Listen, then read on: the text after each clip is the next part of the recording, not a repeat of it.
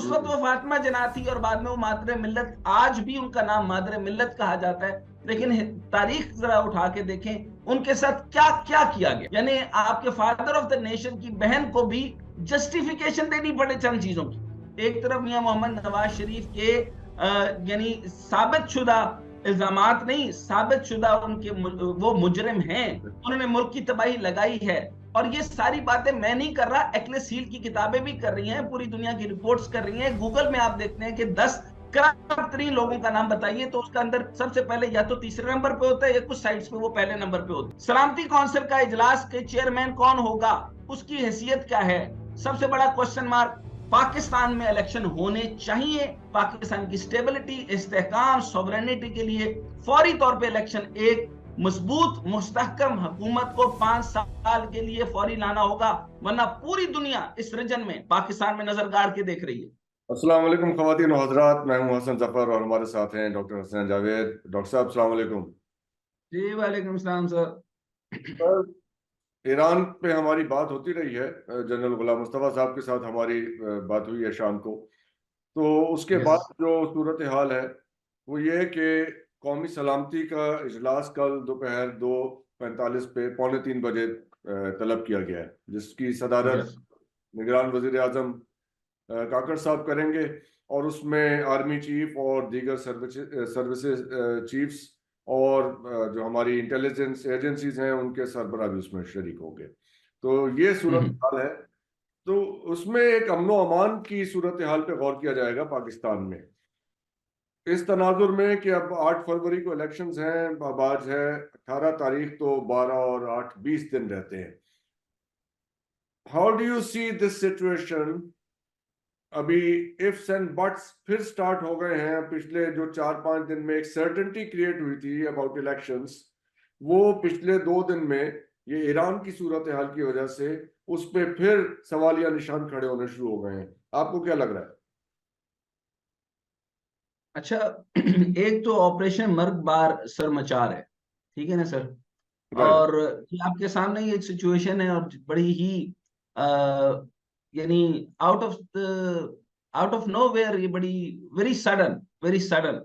और जिस तरीके से जनरल साहब ने बताया था कि इसके अंदर जो है वो ईरान के अंदर इंटरनल डिवाइड भी है। जी। उनके जो है वो इस्लामिक गार्ड के अंदर भी एक डिवाइड है। जी। सो बहरहाल पाकिस्तान के ऊपर ये मामला हुआ है और इसका जवाब भी पाकिस्तान ने जबरदस्त तरीके से दिया है। लेकिन ये मैटर तो हो गया ना सर बॉर्डर का। यस। इस बॉर्डर के मामलात से पहले भी ये सारे सियासी लोग जो हैं, ये जी। इससे पहले अपने तहफुजात की बात करते रहे। और इन तहफुजात उनको ये थे कि इससे पहले जो मौलाना फजल रहमान ने कहा कि हालात ठीक नहीं हैं, फिर आईजी पंजाब जिसका सियासत से कोई लेना देना होना नहीं चाहिए, लेकिन उन्होंने, और इसी तरीके से जैसे जनरल गुलाम मुस्तफा साहब ने बताया कि पाकिस्तान के अंदर, और मैंने पीटीवी वर्ल्ड में और बाकी चैनल्स पे भी कहा कि इलेक्शंस के दिनों के अंदर सिक्योरिटी प्रोवाइड करना पाकिस्तान मिलिट्री के लिए कोई प्रॉब्लम नहीं है। हम्म। हम्म। अच्छा, जब ये वाला मैटर हो जाएगा इसके ऊपर एक और प्रॉब्लम आ जाएगा। यानी उन्होंने कहा कि हमें 52,000 या 92,000 या 52,000 हमें पुलिस अफसरान चाहिए इस पूरे ऑपरेशन यानी इलेक्शन के मामलात को करने के लिए। यानी सिक्योरिटी का सबसे बड़ा क्वेश्चन मार्क बना दिया है।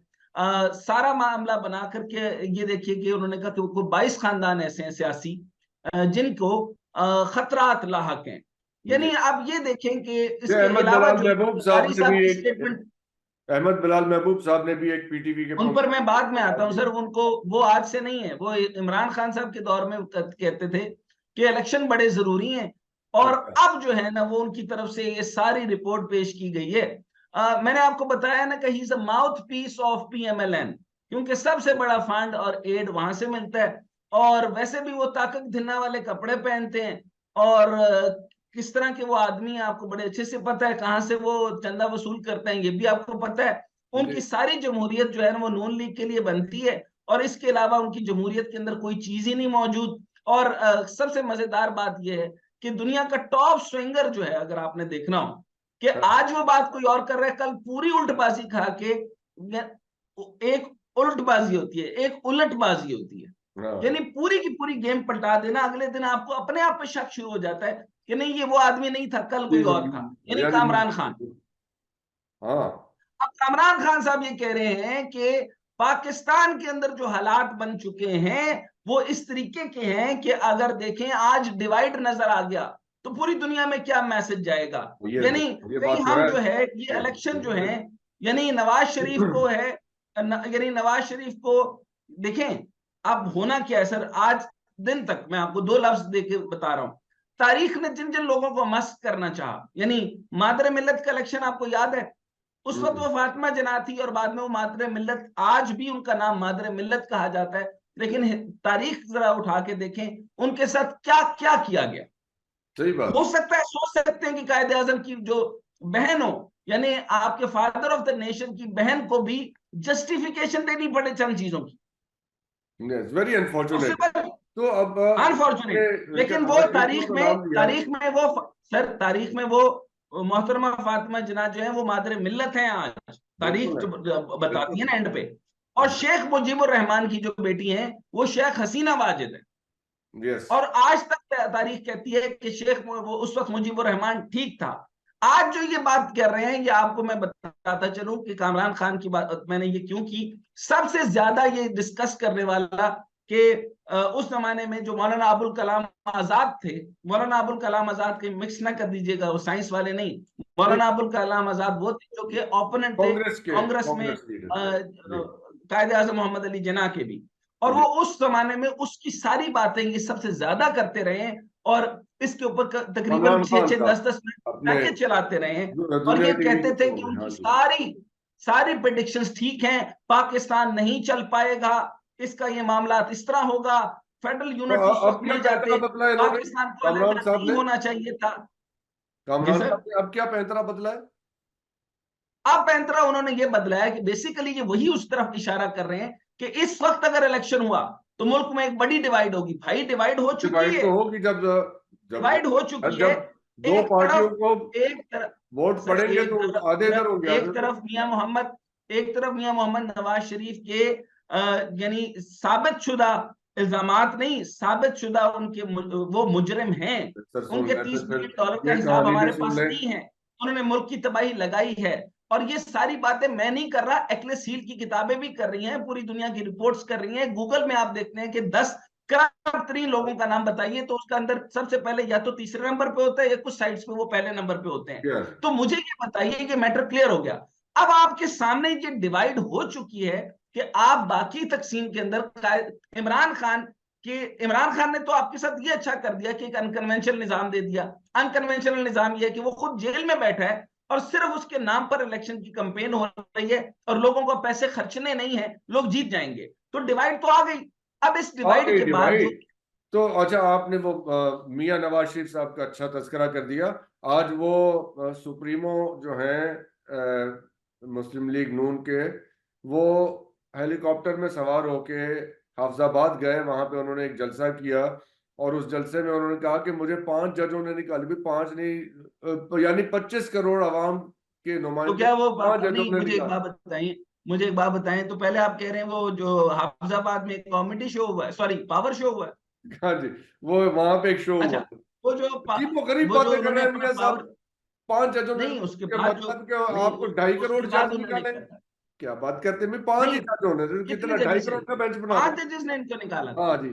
ऐतराज इस पे कि तो क्या ढाई महज 5 ढाई जजों ने निकाल नहीं दिया। वो 22 करोड़ के हिसाब से उन्होंने कोई रेशो निकाली होगी कि 2% जजेस को निकाल, यानी 2.5 करोड़ का निकालना चाहिए था। हाँ जी, 2.5 करोड़ का कोई बेंच बनता तो उससे उन्हें लगता कि हाँ आप तो तो फिर ये देखिए जानदार सर, आया है। मेरी बात सुने, टिकट टिकट उनकी मर्जी पे, सीटें उनकी मर्जी पे, इलेक्शन उनकी मर्जी पे, सारे मामला तो उनकी मर्जी पे।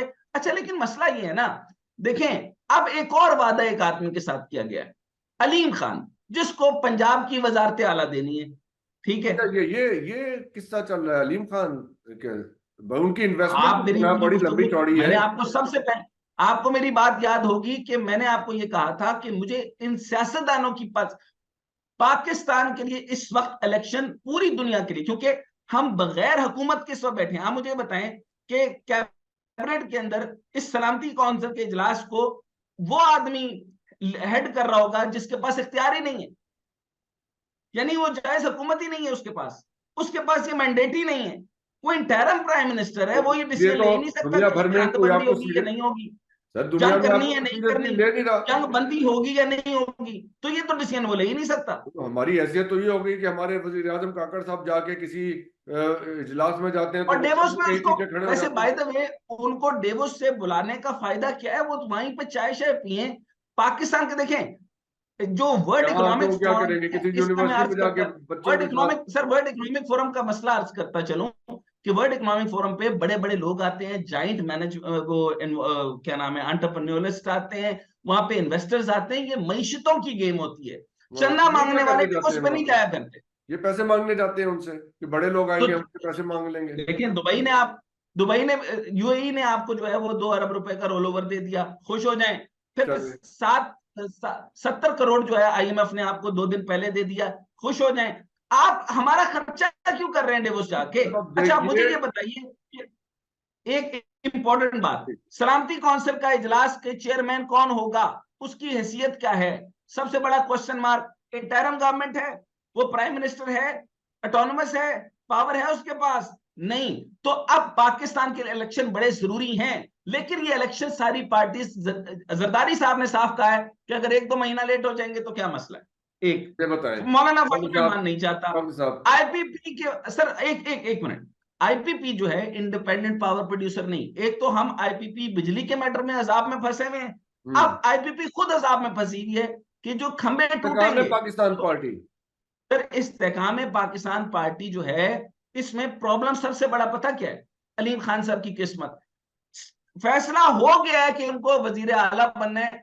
मुझे लगता है खुदा नहीं चाहता कि ये वजीर आला बने, क्योंकि जब ये चाहते हैं तो खुदा नहीं चाहता। आखिरी सवाल सर, जरा आसान लफ्जों में बता दीजिए।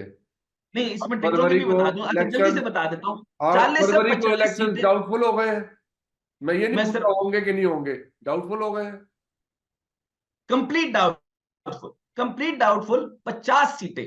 सर देखें, फेडरल की 50 भी अगर कर लेना, 50 भी, तो अगर फॉर एग्जांपल पीटीआई के पास है, पंजाब की जो फेडरल है, आउट ऑफ 145, अगर आप इसमें जरा टोटल 141, सॉरी 141 में से खाली 50 से 60 अगर पीटीआई की अगर हो, तो उनके सारे मुख्तलिफ निशानात के लोगों ने अगर कहीं बिकना भी हो, हॉर्स ट्रेडिंग हो भी, तो ये खरीद भी लेंगे या नहीं, हो सकता है इससे सस्ते रेट पे जरदारी साहब ले जाए।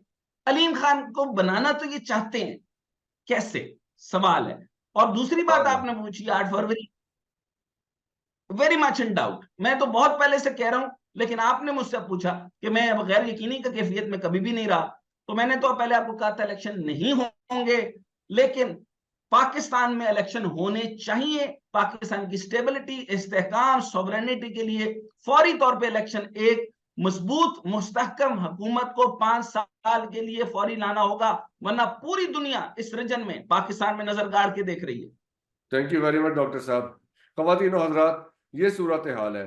और लाहौर में इलेक्शन कैंपेन तो बिल्कुल ठंडी ठंडी है, लेकिन आज मैं एक ज़ाती बात प्रोटेस्ट करना चाहता हूँ। PMLN के जो हमारे इलाके के जो कैंडिडेट्स हैं, वो इस कदर एक बेहुदा गंदा सा स्टिकर अपनी कैंपेन का हमारे गेट पे चिपका गए हैं। कम से कम यही काम ना करें, लोगों के घरों के और गेट, दीवारें और घर, गेट ना खराब करें। आपके स्टिकर बिल्कुल अच्छे नहीं लगते हमारे दरवाजों पे लगे हुए। तो आपके देखने का बहुत बहुत शुक्रिया।